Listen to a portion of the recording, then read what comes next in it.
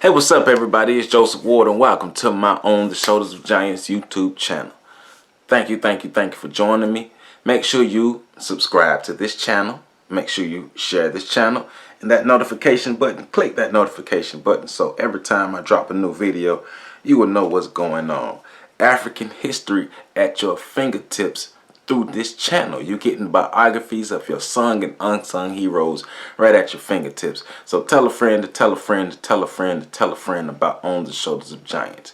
Well, you can learn about yourself and we tell our own stories. Peace out. Yo, what's up? What's up, everybody? How y'all doing? I hope everybody is good. Once again, Happy New Year. We're 11 days in, and it's going down in 2018. You know, same old issues that we've been dealing with 2018, and it's still here, so we still got work to do. So we're not slacking off. So let's go ahead and get right into it, right?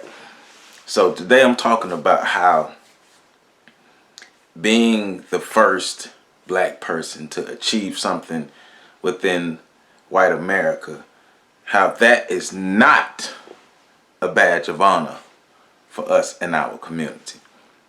So let me explain. See a lot of information coming out about this person becoming the first black person to do this person becoming the first black person to do that.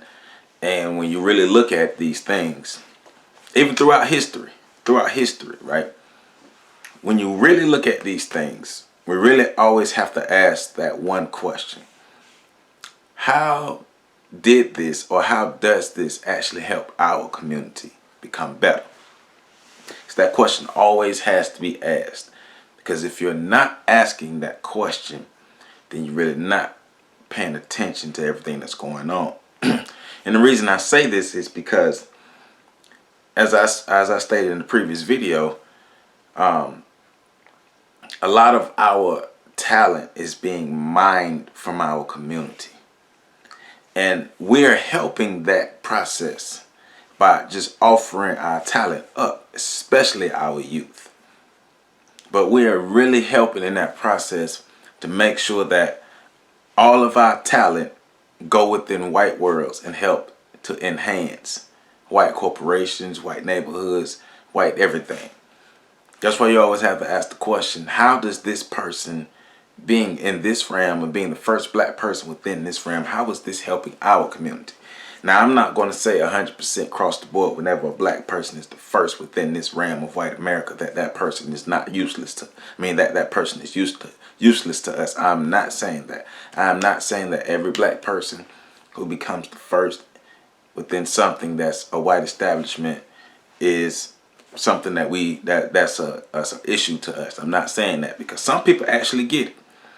Some of our people actually understand, like they're like the spook who sat behind the door. Go into these organizations, these atmospheres, these environments, get all the information and resources you can and bring them home. Now, if you're doing that, then this ain't about you.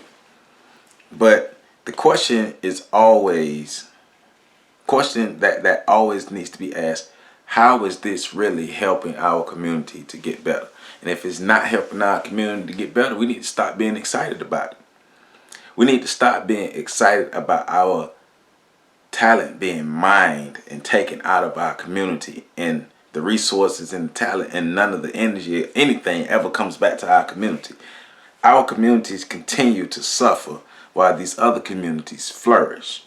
And that is an issue, right? I'm just scrolling through and seeing a story about the 13-year-old, I think she was Nigerian, 13-year-old Nigerian girl who's going to be a part of Duke's gifted program.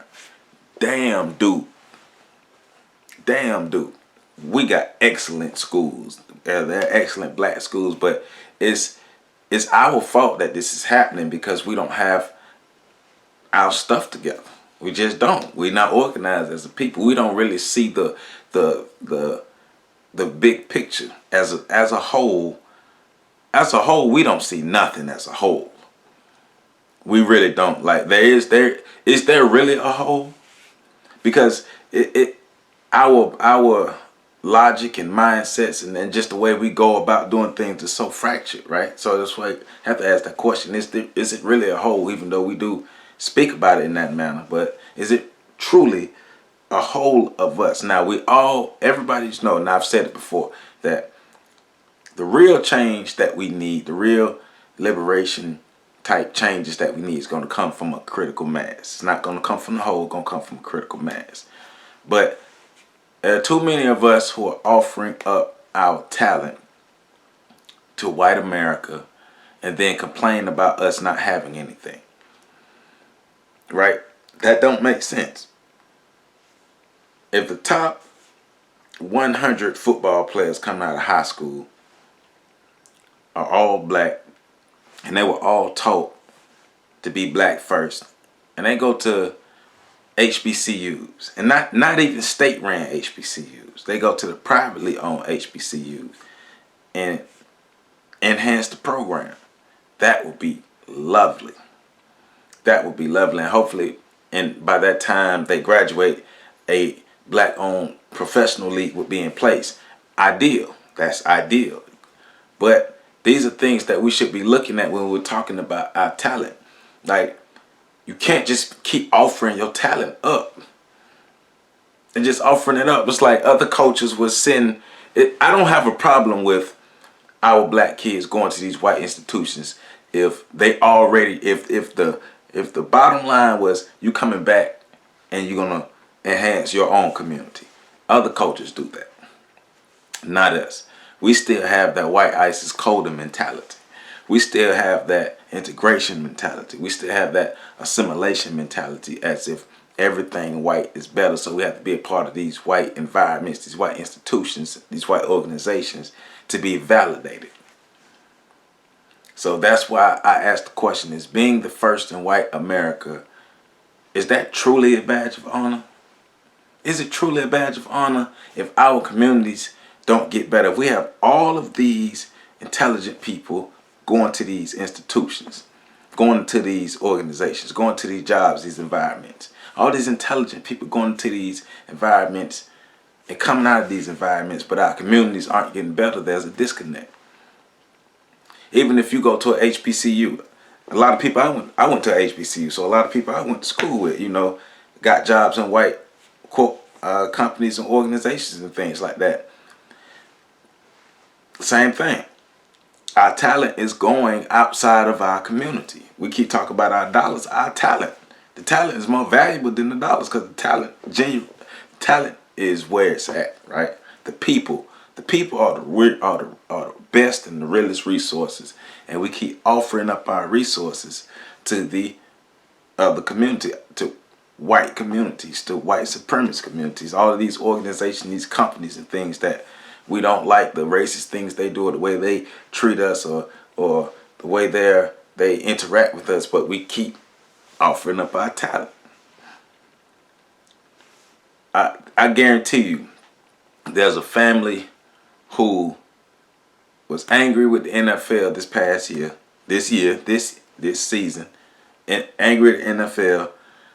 But if their child has a chance to go to the NFL, all that stuff will go out the window, because it's about their personal lives being enhanced. So, which means that the bigger picture is not even seen. It's a lot of people who just don't even care about the bigger picture too. Let's be real about that. It's a lot of people who just don't really care about the bigger picture. But for the most part, we have an abundance of our talent literally leaving and never coming back. So we always celebrate those who from our community are the first within these realms, but we never really think about how it really affects us. Like, I keep saying it, like, I know people be mad, but hey man, we love Jackie Robinson, but we know nothing about Rube Foster. And Jackie Robinson was the first Negro to say, hey man, I'm finna go play with these white folks. I know we got our own black league, but I'm finna go play with these white folks. He was. That's the history. Jackie Robinson was the first black man to play professional baseball with the white folk. And we praise him for that. That was the beginning. That helped the beginning of the fall of the Negro Leagues. We celebrated harder for one black man to play with white people than we did for us having our own, because we don't understand the power of that. We didn't see the value in us having our own, right?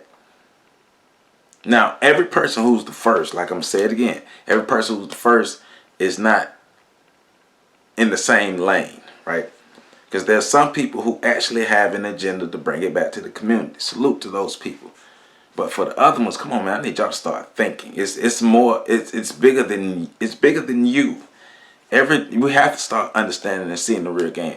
This what we're dealing with is bigger than us as individuals, but us as individuals do matter. But the team game we're losing because we aren't playing and operating as a team. So we're losing the game. We're losing the race. Our race is losing the race because we don't understand that race is truly a competition between groups of people. And we've all been classified and divided into our own teams. But we're the only team that don't really realize as a whole that we're in this game. And we're losing bad. Horribly. Right? Because we try too hard to be a part of everybody else's functions or whatever they have going on. We want to be a part of everybody else's culture, their organizations. Everybody else's stuff is better than ours. And we don't get it. But it's time for us to get it. And as I stated earlier, this is not for everybody. It's not for the masses.